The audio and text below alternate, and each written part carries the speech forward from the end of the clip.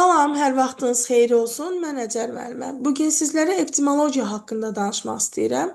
10-cu sinif dərsliyi üzərindən izah edəcəm mövzunu, çünki dərslikdə incə məqamlar var, onlara toxunmaq istəyirəm. Öncədən deyim ki, videonun müddəti bir qədər uzun ola bilər, çünki etimologiya bir nəhəng bölmədir.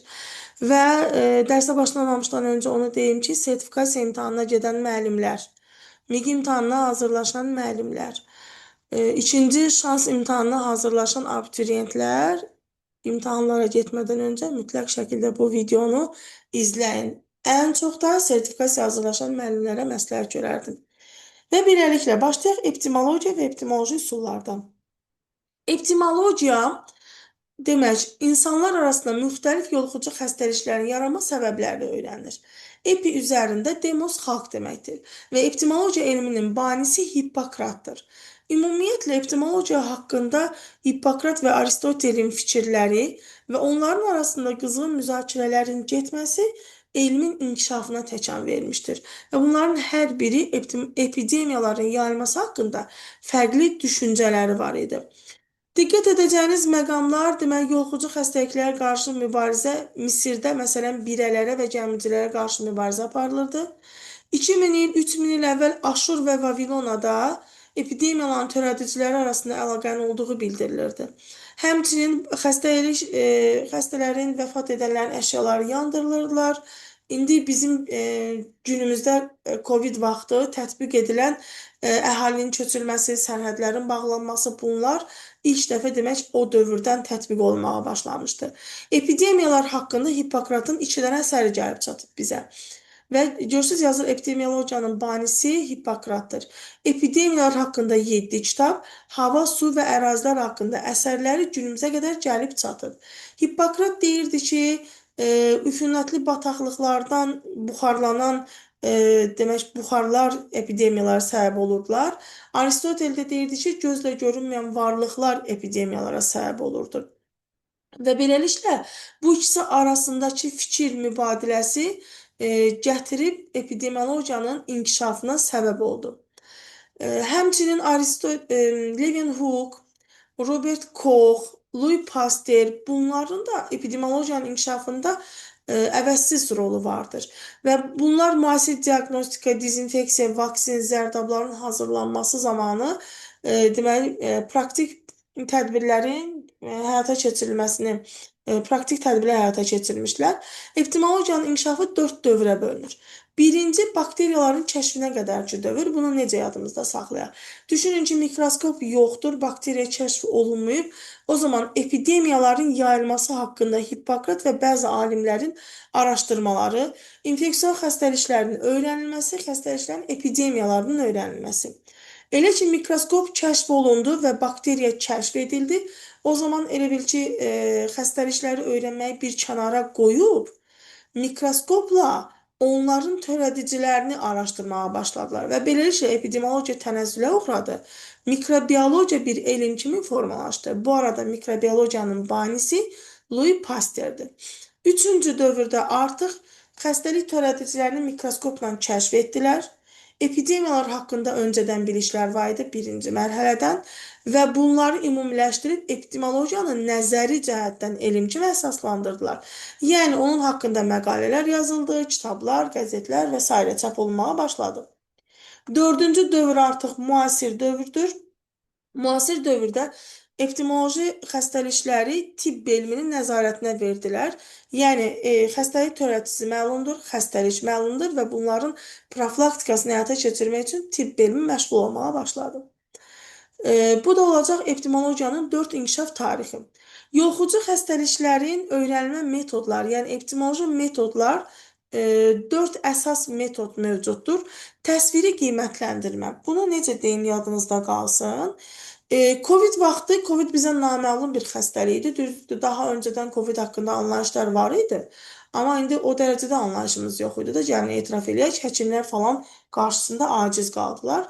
Tutaq ki, həkimsiniz, sizin yanınıza bir xəstə gətirilib və tibb bacısı xəstənin ümumi əlamətlərini təsvir edir.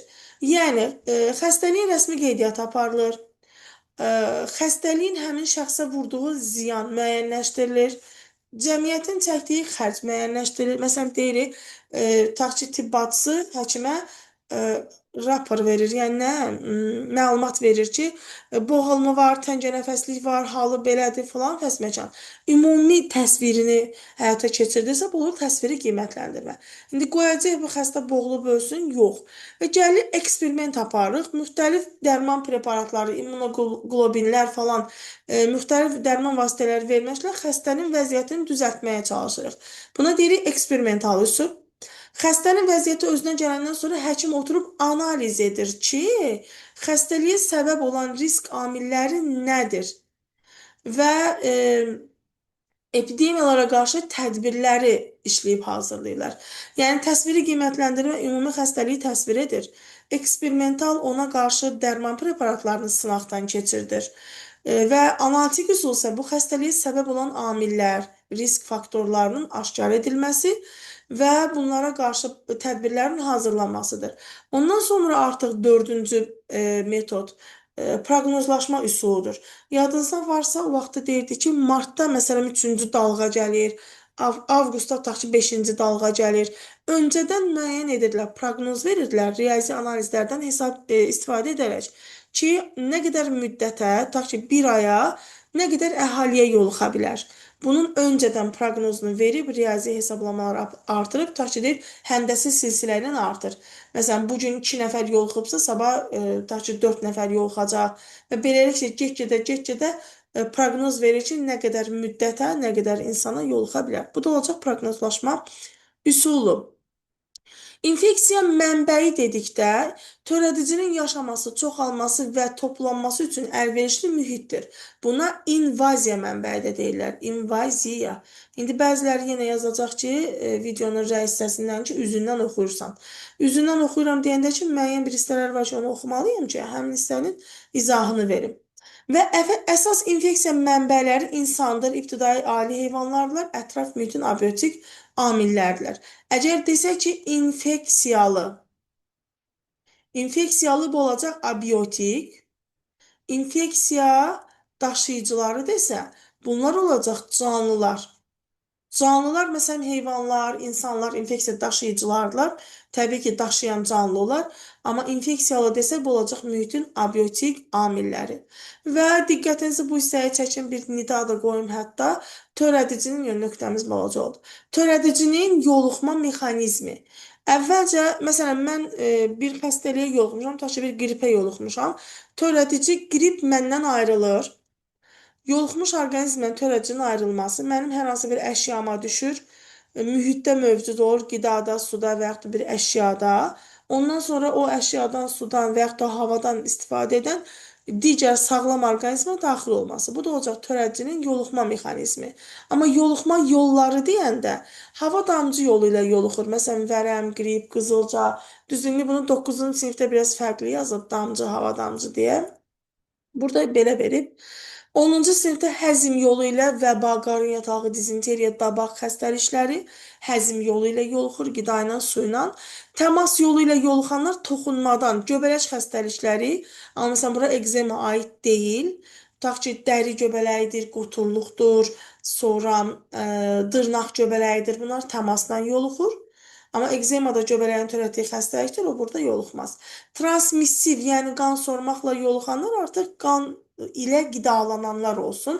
Malyariya, ensefalit, səpkili yatalaq və s. Bunlar da qan sormaqla. Otaq şəraitində qızılı stafilokokun yaşama müddəti 72 saatdır.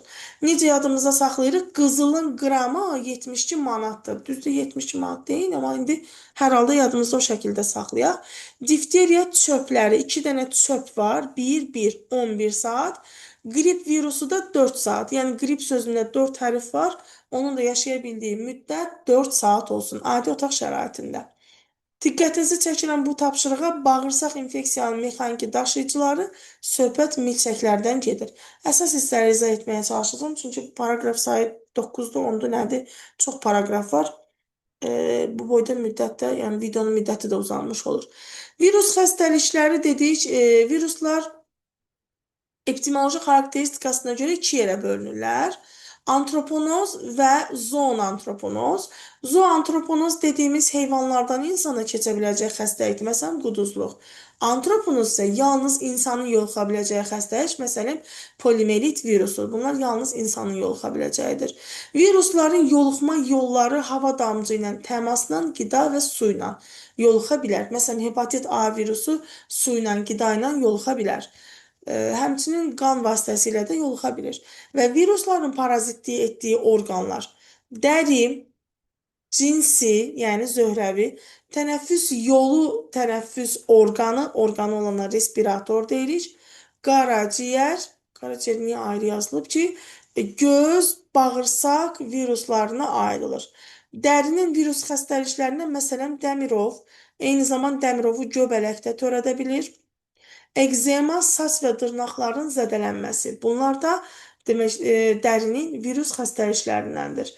Bir də burada demək hepatitlər falan var. Bunları artıq bildiyimiz bir yollarla, bir şeylərdən ona görə demirəm. Kəskin respirator xəstəlik və yaxud da kəskin respirator virus xəstəlikləri vardır. Qrip və zökəm Covid-dən sonra Covid-i də bu qrupa aid etdilər.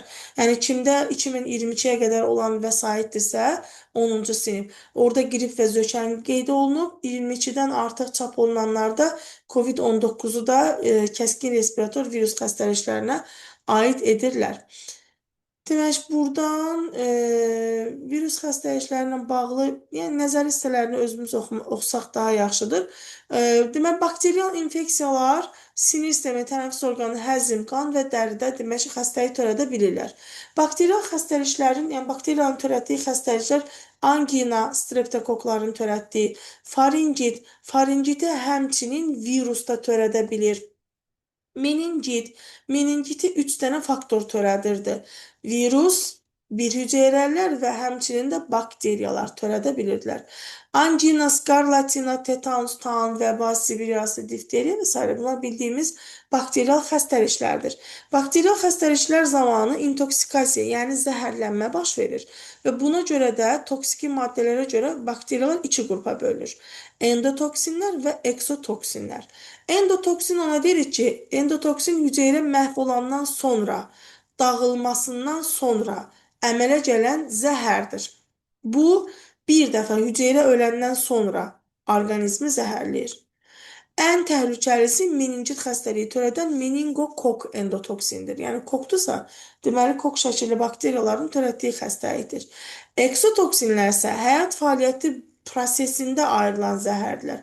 İndi bu gedişlə bu ikisini müqayisə eləsək, eksotoksinlər yaşadığı müddət ərzində toksiki maddə buraxdığına görə daha təhlükəlidirlər. Endolar bunlara görə daha zəifdirlər. Amma endoların içindən də meningokok ən təhlükəlisidir.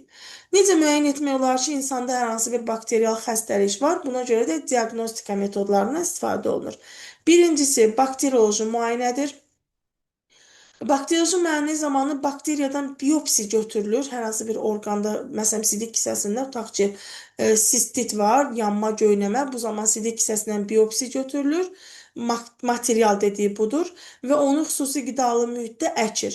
48 saatdan sonra bakteriya artıb çoxalandan sonra onun növünü müəyyən edirlər və ondan sonra da həmin növü müəyyən etdikdən sonra ona müvafiq olaraq antibiotik seçilir və müalicə edilir. Bu bakterioloji metoddur.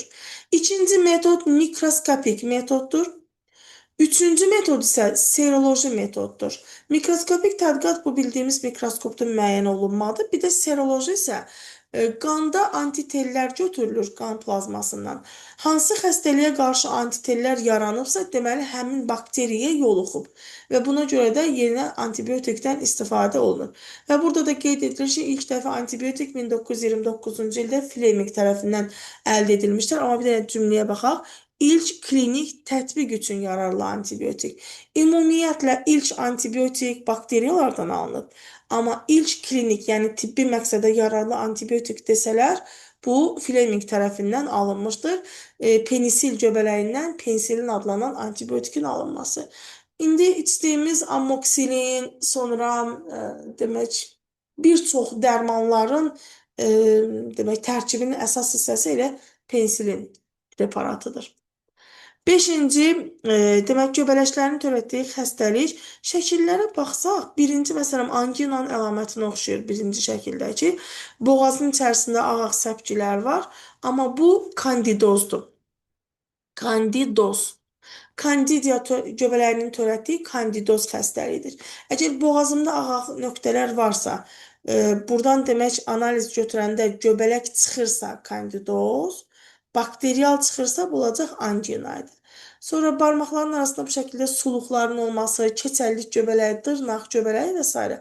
Bunlar bildiyimiz göbələk xəstəlikləridir. Göbələklər insanda törətdiyi xəstəliklər adlanır mikozlar.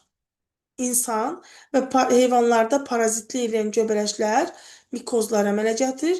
Mikozlar daha çox dəridə yerləşir, amma daxili orqanlarda da mikozlara rast gəlinir. Zəhərlənmələr isə göbələklərdən ayrılan zəhərli maddələr.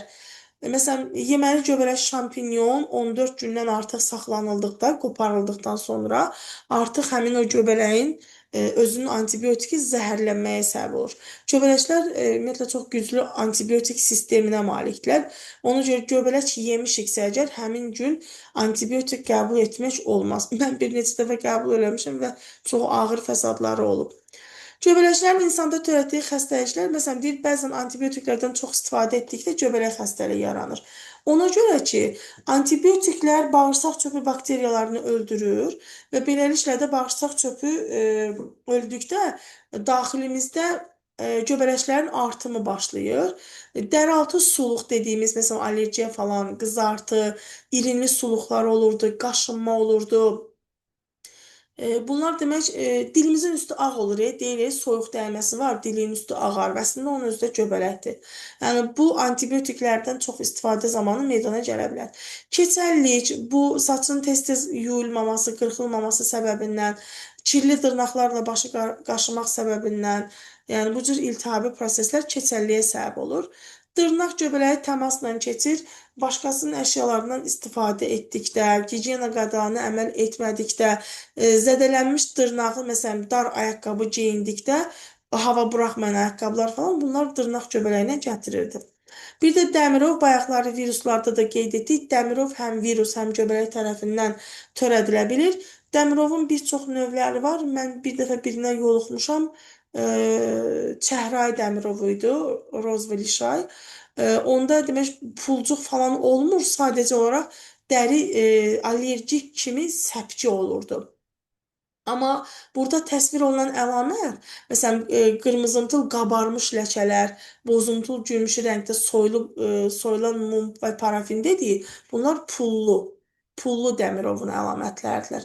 Yəni, uşaqlarda falan bəlkə də görmüsünüz, daha çox oğlanlarda rast gəlinir, boyun ardından, qulağın dibindən belə qabarmış pulcuqların tökülməsi. Və belə, demək, göbələk xəstəliklərinin artması, ətraf mühitin çirklənməsi, xüsusilə radiasiyanın artması və orqanizmin immun sisteminin zəifləməsi və digər amillərlə bağlı olur. Göbələk xəstəliklərinə, məsələn, bax, burada verilənlərdən saçqıran göbələkdir, Dəmirov göbələkdir, keçəllik göbələkdir. Saçqıran var ya, saçımızın uzunluğu, əslində onun özü də göbələk xəstəliyidir. 6-cı paraqrafımız bir hüceyrəli, yəni ibtidailərin, yəni protistaların törətdiyi xəstəliklər.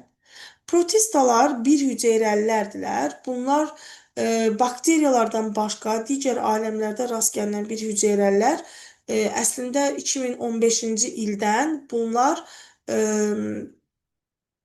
bu bir hüceyrəli heyvanlar aid edilir protista aləminə. Beynəlxalq səviyyədə 2015-ci ildən 6 dənə aləm var. Bizim indi öyrəndiyimiz 4 aləmdən əlavə olaraq biri arxibakteriyalardılar, biri də protistalardılar. Və bu bir hüceyrələrin törətdiyi xəstəliklər protozoozlar adlanır. Protozoz xəstəlikdir. Artinin sınağında protozoz adı qeyd olunmuşdu, amma orada verilənlər həmin o heyvanların özlərinin adı idi. Protozozlar deyildi. Səhv eləmirəmsə elə olmalıydı. İnsan üçün protozozlar amobiyoz, liamblioz, malyariya, toksoplazmoz, tripanosomuz və leishmanioz. Gəlin bunlar haqqında bir baxaq. Dizenteriya amöbü sarkomastikoforların sarkodinlərinə aiddir və yoğun bağırsaqlarda yara əmələ gətirirdi. Dizenteriya amöbü insanın yoğun bağırsağının epitelisinin daxilində yaşayır və burada da yaralar əmələ gətirirdi. Sista mərhələsində yoluxurdu bizə. Sista halında 4 nüvəli olurdu. Və o sista insanın həzm sisteminə düşərkən örtüyü əriyir və 4 nüvə hər biri özünü ikiləşdirdikdə 8 dənə nüvə əmələ gəlir. Yəni bir dənə sistanın örtüyü əriyəndə həzm sistemində cəmi 8 dənə nüvə əmələ gəlir. Və bunlar bizi tərk etdikdə yenidən hər bir fərd sistaya çevrilir və 4 nüvəli olur. Və beləliklə də bir dənə 8 nüvəli amöb həzm kanalında 8 yeni amöb yaradır. O, yoğun bağırsaqda yaşadığı müddətdə 1 nüvəli olur, sistaya keçəndə artıq yenidən 4 nüvəli olur. Malyariya. Malyariya indiyənə qədər Azərbaycanda 5 malyariya epidemiyası görülüb. Ən sonuncusu 1990-cı illərdə olmuşdur. Malyariyanın demək əsas bir də aralıq sahibi vardır. Əsas sahibi anafelis cinsindən olan dişi ağcaqanadlardılar. Bunu buradan qeyd edək ki, dişi ağcaqanadlar yumurta qoyma zamanı insan qanından istifadə edir.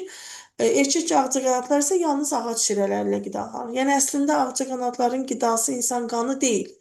Dişi ağcaqanadlar yumurta qoyma zamanı insan qanına ehtiyac duyurdular. Anafelis cinsindən olan dişi ağcaqanadlar bunun əsas sahibidir. Aralıq sahibi isə insan aralıq sahibidir ki, demək, bunu necə soruşa bilər sizdən? Əsas sahibi onurğasız, aralıq sahibi onurğalıdır. Qaraciyər sorucusu bunun tam tərsidir. Baxın, əsas sahibi qaramal və insan idi, onurğalı, aralıq sahibi gölürbiz idi, bu da olacaq onurğasız. Xəstəlik kəskin qızdırma ilə müşahidə olurdu, qaraciyər dalağın ölçüləri böyüyürdü və qan azlığı olurdu. Yüksək qızdırma olduğuna görə bəzi hallarda demək insan ölümünə səbəb ola bilirdi. Leishmaniya da m-ni qüvvətli deyirəm, o zaman bunu daşıyan dişi mığmığalardılar. Bunlar dişlədiyi yerlərdə düyünlər əmələ gətirir. Daha sonra bu düyünlər çətin sağalan yaralara çevrilirdi. Və leishmaniozun visceral formasında yüksək temperatur olur. Dalaq, qaraciyər, daxili orqanlar zədələnir. Deməli, bir, malyariyada dalaq, qaraciyər zədələndi. Bir də leishmaniyada gördük ki, dalaq və qaraciyər zədələnir. Hətta xəstəliyin ağırlaşmış forması ölümlə nəticələnə bilər. Leishmaniya demək, şərq yarası və yaxud da ilk yarası dediyimiz yara xəstəliyini törədir. Leishmaniya m-ni qüvvətli dediyim mığmığalar da bunların daşıyıcıları idi. Tripanosom. Tripanosomda s-ni qüvvətli deyirəm. S sese milçəyidir. Sese milçəyi bu paraziti keçirdirlər insana və son eləsək bunu yuxu xəstəliyini törədir. Əgər yuxu xəstəliyini törədirsə, deməli baş və onurğa beyində parazitlik edir. Baş və onurğa beyində parazitlik etdiyinə görə güclü baş ağrısı, qızdırma, hərəkə pozğunluq, bu da ölümlə nəticələnə bilir. Tripanosom sese milçəyi, som dediyimdə son nə eləsək bunu, rus dilindən son nədir? Yuxu. O zaman da yuxu xəstəliyini törədir. Lyambliya. Lyambliya daha çox uşaqlar yoluxurdu. Lyambliyanın 4 cüt qamçısı, yəni 8 ədəd qamçı və bir dənə sorucu diski var. Nazik bağırsağın parazitidir, əsasən nazik bağırsaqda yaşayır. Həmçinin qaraciyər və öd kisəsində də parazitlik edir. Yoğun bağırsağa keçirəndə qamçılarını itirir, yəni hərəkətliliyini itirir. Bu zaman isə sistaya çevrilmiş olur. Toksoplazma sporlar tipinin koksidikimlər sinifinə aiddir. Toksoplazmanın əsas sahibi exnikoka bənzəyir. Onların əsas sahibi yırtıcılar, aralıq sahibi isə digər istiqanlı məməlilərdir, yəni dinc məməlilərdirlər. Eynən dənəvər exnikokdakı kimi. Onun da əsas sahibi yırtıcıları idi, it pişik, aralıq sahibi qaramalı və insan, yəni dinc məməlilərdirlər. Toksoplazma əvvəllər hamilə qadınlarda ilk olaraq yoxlanılan, belə deyək də, parazit idi.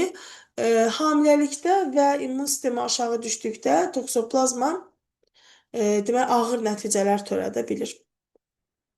Və bu da demək oldu bir hüceyrələr. Parazit qurdlarla yoluxmaya gəldik. Parazitlər elmintologiya elmi öyrənir. Helmint qurd deməkdir. Parazit qurdların törətdiyi xəstəliklərdə helmintozlar adlanır. Helmint terminini elmə gətirmişdir Hippokrat. 250-dən çox helmit növü vardır ki, insan orqanizmində parazitlik edənlər. Və bunların müəyyən əlamətlərinə görə müəyyən etmək olur ki, insanda hansı əlamətlərə görə deyilik qurdun olduğunu müəyyən edə bilər. Məsələn, qəbizlik. Qəbizliyə səbəb öd axacaqlarının bağlanması, bağırsaq və öd axacaqlarının tıxanmasıdır. Bu zaman yağların həzmi pozulur, buna görə də qəbizlik olur. İshal, bağırsaqda sulu nəcis ifraz olur ki, bu da olacaq ishala səbəb olur. Köpmə, iltihabi proseslər nəticəsində bağırsaqlarda köpmə yaranır. Mədə-bağırsaq iltihabı sindromu dediyimizdir. Oynaqlar, qurdun oynaq mayesində və əzəllərində miqrasiyası zamanı oynaqlarda ağrı əmələ gəlirdir. Allergiya, biz deyirik asqarit bağırsağı deşdi, keçdi qana. Deməli, o bağırsaqları deşdikdə, bağırsaqları qıcıqlandırdıqda, burada iri molekullu maddələr xovlara daxil olur və beləliklə də allergiya səbəb olurdu. Anemiya çox vaxt demək yaşlı nəsil bununla müəyyən edirdi. Uşaqda əgər gözünün altının məsələn saralması, tutaq ki, arıqlama falan olarsa deyirdi ki, uşağın qurdu var. Bu da onun kimi bir şey. Yəni qida maddələrinin parazitlər istifadə etdiyinə görə qan azlığı müşahidə olunur. Yuxunun pozulması, tez-tez gecə oyanmalar əlamətlərindəndir. Dişlərin qıcaması, hətta yatarkən ağzından suyun axması, əsəbilik, onların buraxdığı toksiki maddələr sinir sistemini qıcıqlandırdığına görə əsəbiliyə səbəb ola bilir. Və helmitlərin yoluxmasından və yayılmasından asılı olaraq 3 qrupa bölünür. Birinci, əlaqə və yaxud da təmas helmitləri. Təmas helmitləri toxunmaqla, təmasla, əşyalar vasitəsilə yoluxa bilir. Məsələn, uşaq biz quyruğu. Enterobioz xəstəliyinin törədicisi uşaq biz quyruğu təmas vasitəsilə yoluxur. Geohelmit dediyimiz, bayaq qeyd etdiyim kimi geotorpaqdır. İnkişafının müəyyən mərhələsini torpaqda keçirtməli olur. Bunlar yetişməmiş yumurtalar qoyurlar ki, torpaqda inkişaf mərhələsi keçirtsin. Yəni invazyon mərhələyə, yəni yoluxucu mərhələyə çatanda küləşlə və yaxud da digər üsullarla insanın orqanizmə daxil olur. Bunlar da misal olaraq insan asqaritini göstərmək olar. Üçüncü qrupa aiddir biohelmitlər. Bunlar biohelmitlər əsas aralıq sahib dəyişməklə demək inkişaflarını həyata keçirdirlər. Qaraciyər sorucusu, öküz soliteri, dənəvər rexnikov, köhnə kitablarda var idi, ligula, bunlar biohelmitlərə aidlər. Yəni əsas aralıq sahibinin olması. Deməli, yoluxmasına görə ümumiləşdirsək, əlaqə helmiti, geohelmit və biohelmitlər. Əgər inkişaf etməkdə olan və ya yetişmiş yumurta qoyubsa, əlaqə helmitidir, təmas helmitidir. Yetişmiş yumurtadan yoluxuruq. Yetişməmiş yumurtasını torpağa qoyanlar geohelmitlərdirlər. Əsas və aralıq sahibi olanlara isə deyirik biohelmitlər. Və helmitlər deyir insanın praktik olaraq bütün orqanlarında yaşaya bilir. Biz bir də parazitlərin inkişafına baxdıqda 11-ci sinif mikrobiologiyada birinci deyir ki, əvvəlcə ətraf mühitdə yaşama qabiliyyətini itirməyən parazitlər olub, itirməyənlər. İkinci, ətraf mühitdə yaşama qabiliyyətini itirib, orqanizmdə yaşamağa uyğunlaşanlar.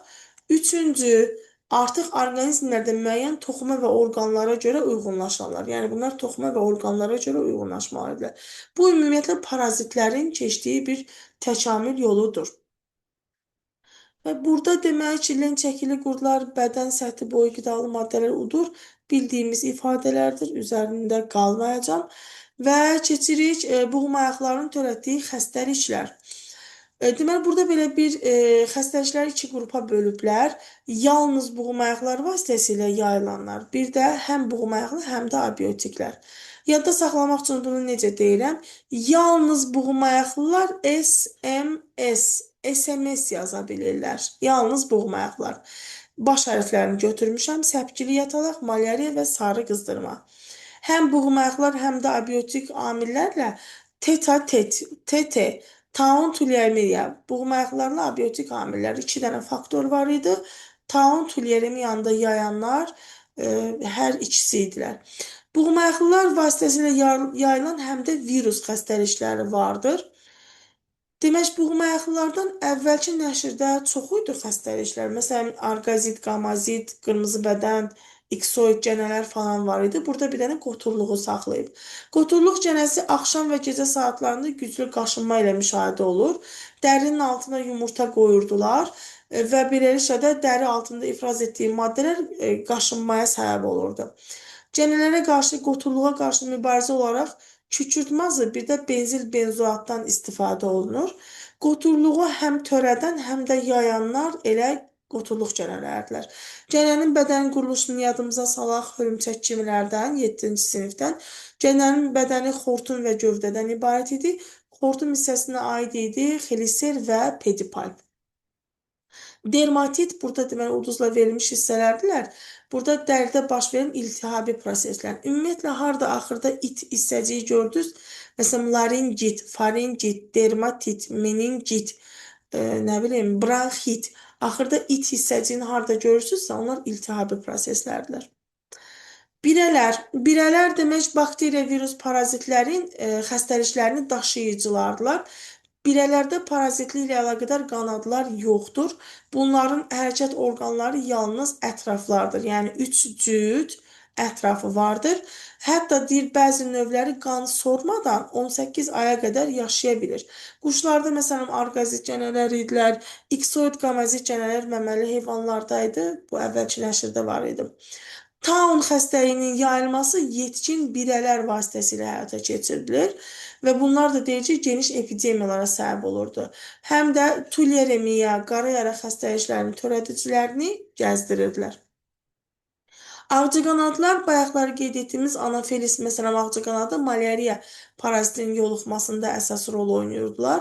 Həmçinin tuleremiya və ensefalitlərin də mexaniki daşıyıcılardılar.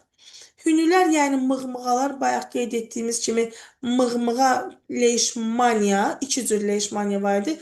Dəri və daxili, yəni visceral leishmaniya var idi ki, bu da epidemiyalara səbəb olurdu. Həmçinin bu panataçi qızdırmasını da demək törədicilərini daşıyırdılar. Bitlər, səpkili yatalaq, qayıdan yatalaq, Volin qızdırması bitləri vasitəsilə yayılırdılar. Bitlər demək, bitlərin də parazitlə əlaqədar qanadları yox idi. Amma valla mən görmüşəm, gözümlə görmüşəm bitin uçmasını. Day bilmirəm o nətər olmuşdu, təkamül eləyib elə uçurdu. Şəxsən mən özüm görmüşdüm bir qızın başında bit uçurdu. Bəlkə də başqa bir şey idi, nə bilim valla. Yəni nəsə uçan bir şey görmüşdüm orada. Demək, bitin növləri var idi. Baş biti, paltar biti, hətta qasıq biti də var. Paltar biti yazıq əsgərlərdə çox rast gəlinir. Onların paltarlarında daha çox olur. Bunlar hamısı ektor parazitlərdirlər. Yəni xaricdə parazitlik eləyənlərdirlər. Bitin yumurtasına sirkə deyirlər. Saçları yapışmış yumurta. Yəni o uşaqlarda daha çox rast gəlinən bir şeydir. Ağaq yumurtalar olur, sarımtıl ağ rəngli və bunlar da demək natəmizlikdən daha çox yayılır. Birələr bağırsaq infeksiyalarının daşıyıcılardılar. Ətraflarında 70 növə qədər mikroorqanizmləri daşıyırdılar. Dizenteriya, qarın yatağı, vəba, poliomiyelit, qara yara, difteriya kimi xəstəlikləri yayırdılar. Və burada belə bir məlumat var. Deyir, kahinlərin başını qırxırdılar ki, onlarda bit olmasın. Çünki tanrılara xidmət edirdilər. Buna görə də murdar məxluqlar onlarda parazitlik etməsin. Və bir də burada demək, yoluxucu xəstəliklərə qarşı mübarizə tədbirləri var idi. Demək, burada diqqət edəcəyimiz, başım qaşındı, o qədər bitdən zaddan danışdıq ki, infeksion xəstəliklərin qarşısını almağa yönələn fəaliyyətlər 3 qrupa bölünür. İnfeksiya mənbəyinə yönələn yoluxma mexanizmi müəyyənləşməsi, bir də həssas orqanizmlər. İnfeksiya mənbəyinə yönələn tədbirlər. İnfeksiya mənbəyi nədir? Törədicinin yaşaya bildiyi, çoxala bildiyi mühit. İnfeksiya mənbəyinin vaxtında aşkar edilməsi, düzgün məlumat verilməsi, ərazidən təcrid edilmə, bir də baytarlıq tədbirlərinin, yəni xəstə heyvanların aşkar edilməsi. Yoluxma yolu dedik, həzm, tənəffüs, qan, dəri vasitəsilə yoluxur. Yoluxma mexanizmini bayaqlar nida qoymuşdum qarşısına. Törədicinin orqanizmdən ayrılması, ətraf mühitdə mövcud olması və yenidən sağlam bir həssas orqanizmə daxil olması. Bir də infeksiya mənbəyi ilə təmasda olan şəxslərə qarşı tədbirlər, bunların vaxtında aşıya edilməsi, qeydiyyatına aparılması, tutaq ki, deyirləri, bir infeksiya mənbəyi ilə təmasda olan şəxs var. Onun yoluxma ehtimalını nəzərə alaraq qeydiyyata aparılır, tibbi müayinə olur, profilaktik tədbir, təcrid və maarifləndirmə işləri də aparılırdı. Və bir də Pasterin elmə gətirdiyi dezinfeksiya, sterilizasiya və dezinseksiya metodları var idi. Əgər biz törədicinin özünü kimyəvi və bioloji preparatlardan istifadə edərək məhv ediriksə, bu dezinfeksiyadır. Əgər onu buxar, isti quru hava, qaz, ionlaşdırıcı şüalarla məhv ediriksə, sterilizasiyadır. Əgər həmin o törədicinin deməli, canlı keçiricilərini məhv ediriksə, bu olacaq dezinseksiya. Məsələn, malyariya parazitinin özünü xlorladım, nə bilim, dərmanladım, öldürdümsə dezinfeksiya, buxar verdim, öldürdümsə malyariya parazitinin sterilizasiya, o malyariyanı gətirib mənə salan anafelisi öldürürəmsə ağcı qanadı, bu artıq olacaq dezinseksiya. Və beləliklə xəstəliklərin qarşılanmasında peyvəndlərin əhəmiyyəti böyükdür. Digər olan hissələr artıq tapşırıqlardır. Mən fikrimi burada tamamlayım. Artıq 38 dəqiqədir ki, danışıram. Epidemiologiya haqqında bu qədər. Gələn dərslərdə görüşənədək sağ olun.